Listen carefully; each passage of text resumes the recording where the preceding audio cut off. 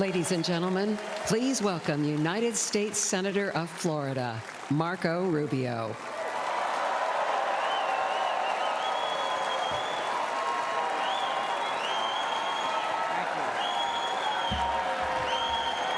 Thank you, thank you. Thank you. Thank you. Thank you. Don't say polo. Don't say polo. Thank you, thank you. Thank you. The last few days remind us that the life of every living thing and the breath of all mankind is in the hands of God.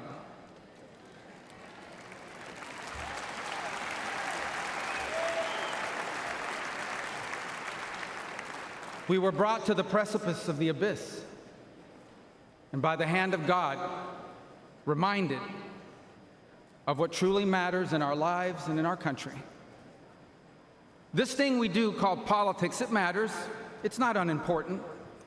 But it is our people who must always matter the most in everything we do.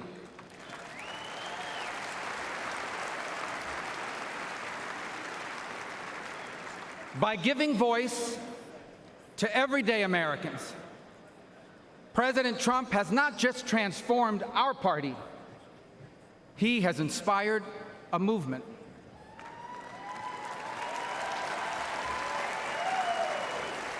A movement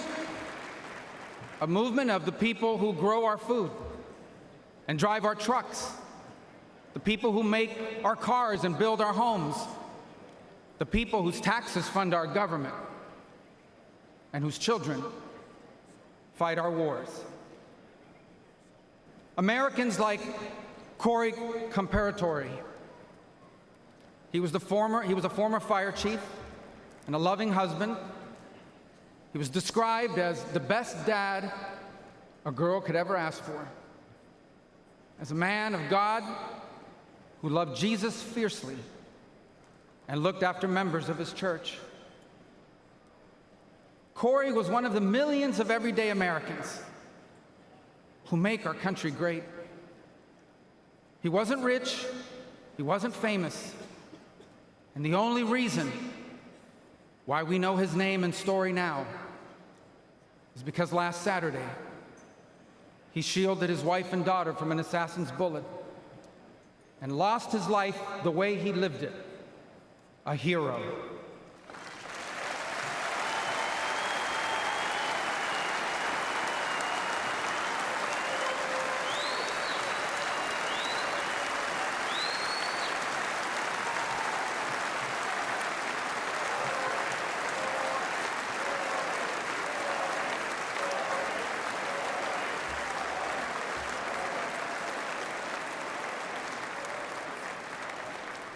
For those still wondering who are in the press and many watching at home, these are the Americans who wear the red hats and wait for hours under a blazing sun to hear Trump speak. And what they want, what they ask for, it is not hateful or extreme. What they want is good jobs and lower prices. They want borders that are secure, and for those who come here to do so legally. They want to be safe from criminals and from terrorists. And they want for our leaders to care more about our problems here at home than about the problems of other countries far away.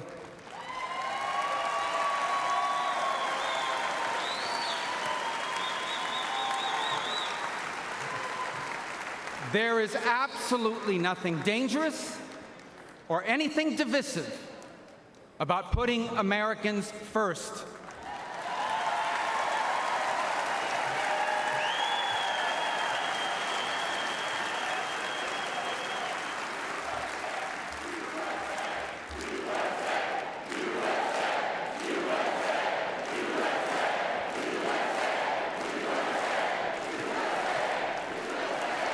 Those who are offended, anyone who is offended about putting America first has forgotten what American is and what American means. American isn't the color of our skin or our ethnicity. Americans are people as diverse as humanity itself. But out of many, we are one. Because as the life story of our next Vice President, J.D. Vance, reminds us, we are all descendants of ordinary people who achieved extraordinary things.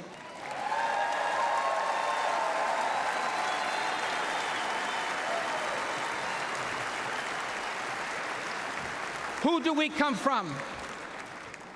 We come from pioneers who ventured west to chase their dreams, and slaves who overcame bondage to claim their right to the promise of America. We come from exiles who fled tyranny in search of freedom, and of immigrants who left behind all they had and knew because they could not be or achieve God's purpose for their life in the nation of their birth. That is an American.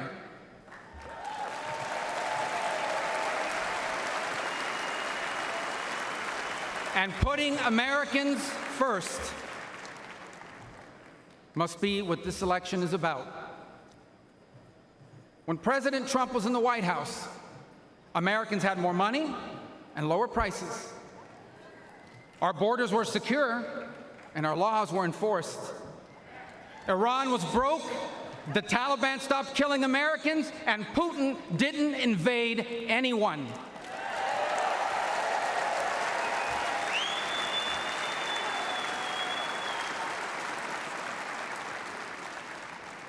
Now, under Biden, high prices devour paychecks. Criminals and drugs are allowed to flood into our country and terrorize our people. And Iran has money to support terrorists.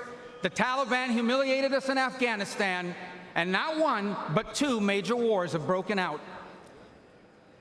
My fellow Americans, the only way to make America wealthy and safe and strong again is to make Donald J. Trump our president again.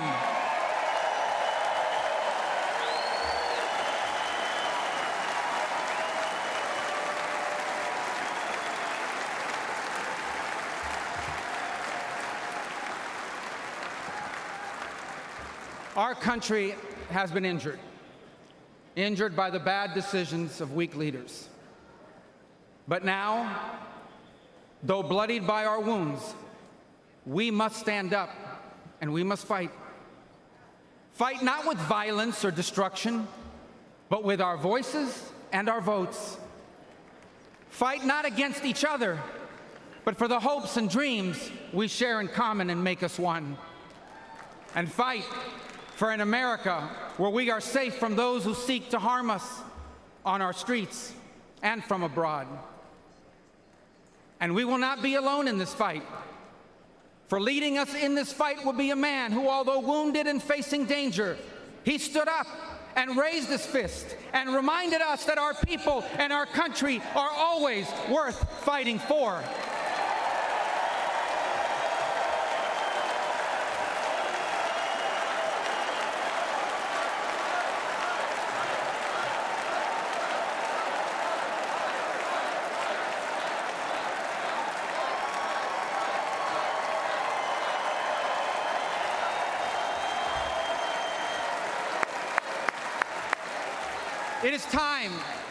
It is time to put our country and our people first again. And if we do, together, we will make our people wealthy again. If we do, together, we will make our country safe again. Together, we will make Donald Trump our president again.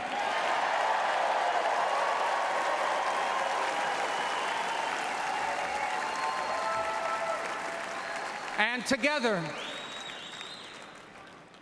we will not just make America great again. We will make America greater than it has ever been. Thank you. God bless you.